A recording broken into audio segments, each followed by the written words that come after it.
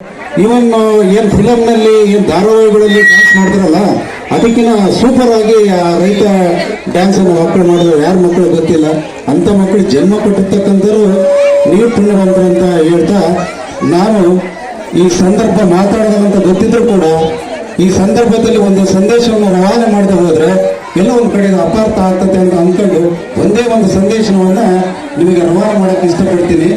ಈ SKOT ಏನು convent ಪ್ರಾರಂಭ ಆಯ್ತಲ್ಲ, ಏನು ಇವತ್ತು ಮಕ್ಕಳು ಮೆಡಿಕಲ್ ಸ್ಟೂಡೆಂಟು, ಇಂಜಿನಿಯರ್ ಸ್ಟೂಡೆಂಟು ವೇದಿಕೆ ಮೇಲೆ 10 ಜನ ಕುಳಿತಿದ್ರು, 10ರಿಂದ 12 ಜನ ಪೇರೆಂಟ್ಸು ಅಷ್ಟೇ. ಈ ಸಂಸ್ಥೆ ಪ್ರಾರಂಭ ಆದಾಗ 10ರಿಂದ 15 ಜನ ಅಷ್ಟೇ ಇದ್ದಿದ್ದು. ಈ ತಿಪ್ಪೇಸ್ವಾಮಿ ಅವರು ಸೊಕ್ಕೆ ಬಂದು, ಸರ್ ನಮಗೆ ಒಂದು ಕಾನ್ವೆಂಟ್ ಮಾಡ್ಬೇಕಂತ ಹೇಳಿದಾಗ 2008 ಸಂದರ್ಭದಲ್ಲಿ ಒಂದು ಚಿಕ್ಕ ಮನೆಯಲ್ಲಿ ಅವ್ರಿಗೆ ಜಾಗ ಕೊಟ್ವಿ. ಚಿಕ್ಕ ಮನೆಯಲ್ಲಿ ಜಾಗ ಕೊಟ್ವಿ. ಎಂತ ಚಿಕ್ಕ ಮನೆ ಅಂದ್ರೆ 20 ಜನ ನಡೀತಿದ್ರು. ಅದರಲ್ಲಿ ತಿಪ್ಪೇಶ್ ಅವರು ಕಾನ್ವೆಂಟ್ ಎಲ್ಲ ಪ್ರಾರಂಭ ಮಾಡಿದ್ರು, ಈ ಸಂಸ್ಥೆನ ಪ್ರಾರಂಭ ಮಾಡಿದ್ರು. ಆಗ ಅದು ಹೆಂಗಿತ್ತು ಅಂತಂದ್ರೆ, ರಾತ್ರಿ ಆಯ್ತಂದ್ರೆ ಆ ಮನೆಯವರು ಅದು ಮ್ಯಾಕಿ ಕೊಡೋರು. ತಿರುಗಿ ಬೆಳಗ್ಗೆ ರಂಗಮ್ಮ ಅಂತ ಒಬ್ಬ ಯಜಮಾನಿ ಆಯ್ ಮತ್ತೆ ಕ್ಲೀನ್ ಮಾಡೋದು. ಆ ರಂಗಮ್ಮನ ಮರೆಬಾರದು. ಆ ರಂಗಮ್ಮ ಕ್ಲೀನ್ ಮಾಡಿ ಮತ್ತೆ ಮಕ್ಕಳು ಕುತ್ಕೊಳ್ಳೋಕೆ ಅವಕಾಶ ಮಾಡಿಕೊಡೋದು.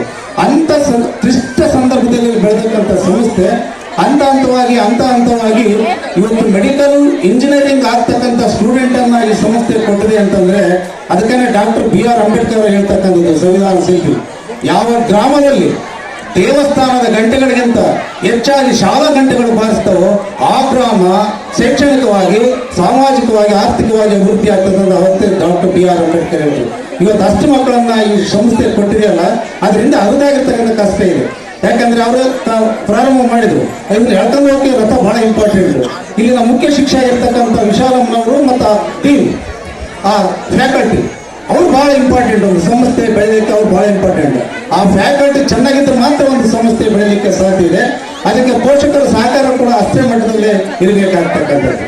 ನಾನು ಹೆಚ್ಚಿಗೆ ಹೇಳಕ್ ಹೋಗೋದಿಲ್ಲ.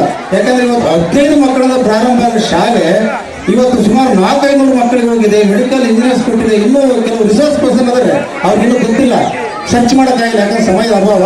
ನಾನು ಪೋಷಕರಿಗೆ ಒಂದೇ ಒಂದು ಮಾತು ಹೇಳ್ತೇನೆ. ಪೋಷಕರ ಜವಾಬ್ದಾರಿ ಏನಾಗಿರ್ಬೇಕಪ್ಪ ಅಂತಂದ್ರೆ, ನಾವು ಒಂದು ಕಾಲ್ಪನಿಕ ಕಥೆಯನ್ನ, ಒಂದು ಕಟು ಸತ್ಯವನ್ನ ನಿಮ್ಮ ಎದುರಿಗೆ 2 ನಿಮಿಷದಲ್ಲಿ ಹೇಳ್ತೇನೆ. ಮಹಾಭಾರತದಲ್ಲಿ ಗಾಂಧಾರಿಗೆ ಕಣ್ಣು ಕಾಣಿಸಲ್ಲ. ಅವಳು ಕಣ್ಣಿಗೆ ಬಟ್ಟೆ ಕಟ್ಟಿಗೆ ಜೀವನ ಮಾಡ್ತಾರೆ.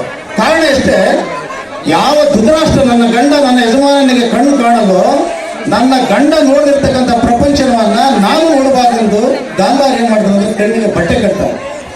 ಆಗ ಕುಂತಿ ಈ ಕಡೆ 5 ಮಕ್ಕಳಿಗೆ ಜನ್ಮ ಕೊಟ್ಟು ಯಶಸ್ವಿಯಾಗಿ ಬೆಳೆಸ್ತಾರೆ.